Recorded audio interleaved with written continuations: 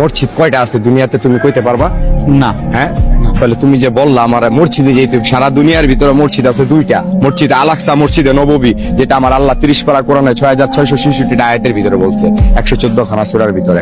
তো মসজিদ হইলো দুইটা, আর আমরা বলতেছি লক্ষ লক্ষ কোটি কোটি মসজিদ, মসজিদের শেষ নেই। তো মসজিদ খোঁজো, আগে মসজিদ খুঁজা নামাজ পড়ো। মানুষ দেখা এমন ইমাম, যে ইমামের পিছনে নামাজ পড়তে হইব, যে বেতনভুক্তদারির পিছনে কোনোদিন নামাজ হবে না।